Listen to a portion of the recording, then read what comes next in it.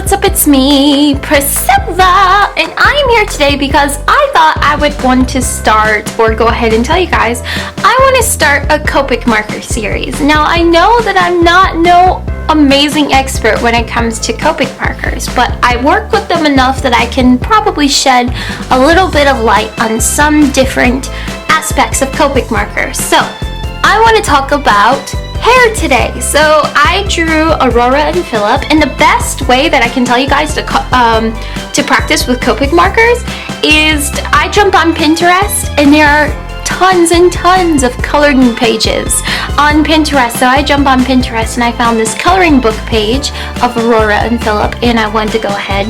And that's the best way. I like to make my own coloring book pages because I want to practice with my Copic markers and everything. I don't know if some of you have followed me on Instagram a long time ago. When I first got my Copic markers, I would doodle all of Steve Thompson's work, and that way it gave me something to go ahead and color and practice with. Anyway, so let's go ahead and focus on Aurora's hair. Now, of course, we all know that Aurora has crazy yellow golden hair, so it's always nice. You can't see it, but I have a line right here that's dividing the page.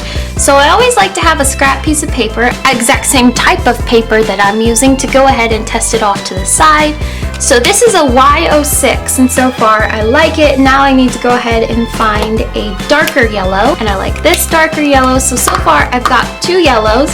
I've got Y06 and Y15, YR23, and then I have a Y11, and then I have YR24. Now I picked Aurora because she has blonde hair, obviously, but I wanted to pick her because the lightness of her hair is really going to help how I do the layers on top of layers when it comes to hair.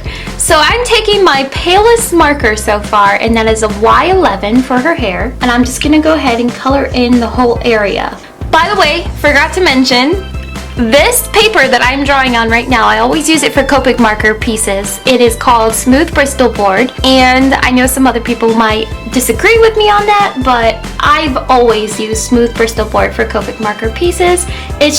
It's great sturdy paper, and it can take all the amounts of alcohol in the Copic markers, because these are alcohol based. Keep on going and go ahead and fill in all of this.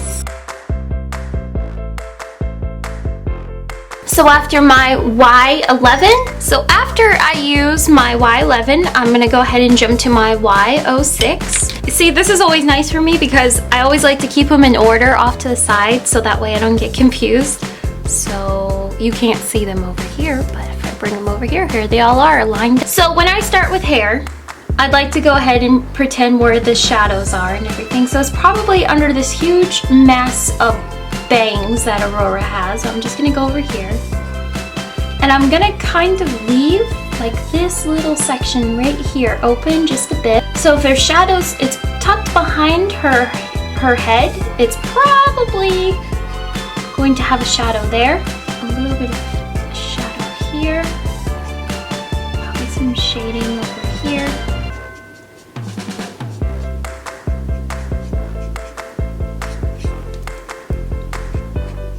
And then when I get to her curl,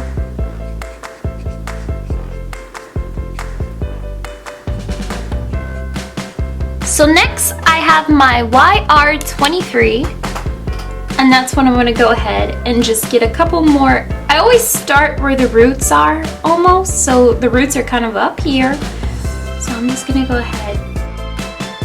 This is where I start to jump backwards because I already made the darkness with the YR23, and I'm jumping backwards to my second color, which is Y06, and I kind of, it blends it in together. And that's why I like to use, I'll probably jump it back in a second with my Y11. This is an alternative instead of using like a Y00, or not Y00, it's just 0.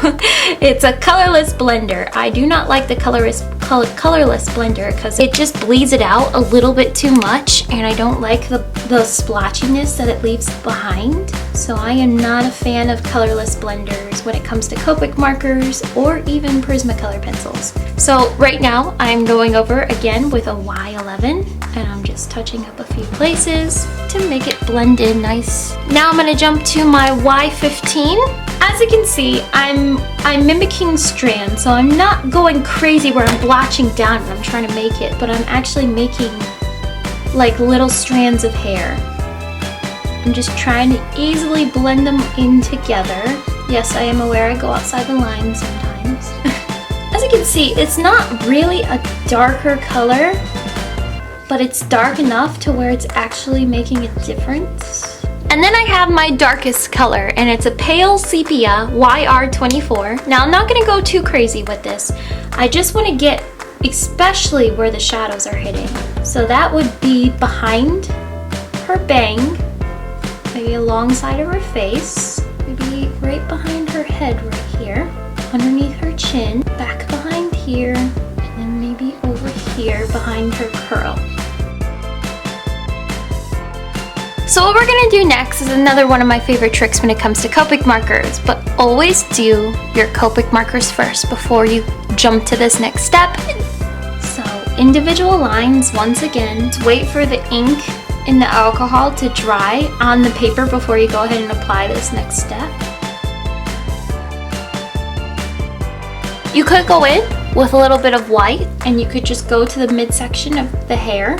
And because the light color of yellow is so light, it's easy for me to jump right over there. Just add a little bit of highlights. But you could also, instead of using this, you could use a jelly roll pen, and you could go in and add different spots where you really want a lot of highlights. Like right there. But you always want to save this step last, because you can, but it's not going to look really good if you go over your hair that you made with your pencil with Copic markers. That's going to be a little difficult. So what I'm going to do is I'm going to jump into time lapse, and you're going to watch me finish Aurora's hair.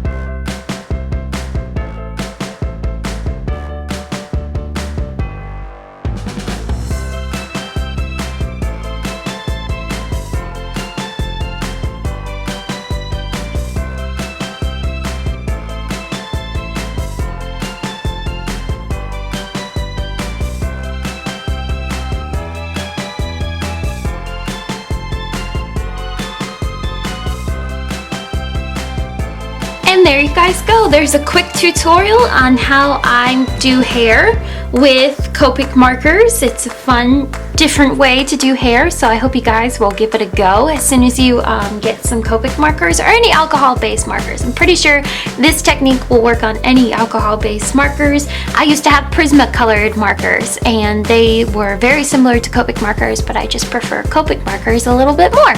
So yes, guys, I hope you enjoyed this, and please leave in the comments down below what other techniques you would like me to tackle with Copic markers, and we'll go ahead and do like a 5-week series on this. That way, in case you get Copic markers in the future for your birthday or Christmas, because Christmas is so close, you can start using these techniques, and they're just a way to go ahead and try things out. We can even do I don't think we have we done a Copic marker tutorial for galaxies yet? So in case we haven't did that, maybe we can go ahead and do that. But yes, I'll go ahead and post this the whole finished picture on my Instagram, so make sure you go and check out my Instagram and tag me in your doodles that are inspired from my tutorials, and I'll go ahead and put them at the end of the video like you see right now.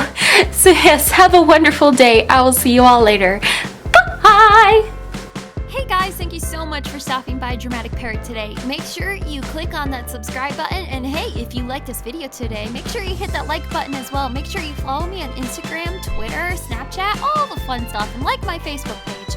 And if you haven't seen it already, I have started a VloggityVlogVlog channel on WunderlandGurl, so make sure you go ahead and check that out and subscribe to that channel as well. Other than that, I will see y'all later. Bye!